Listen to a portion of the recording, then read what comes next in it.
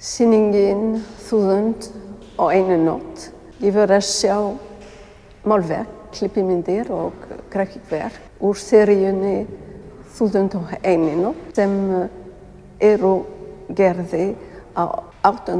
og 9. áratugnum. Serían 1001 nótt hefur nokkra sérstöðu meðal verka Eros.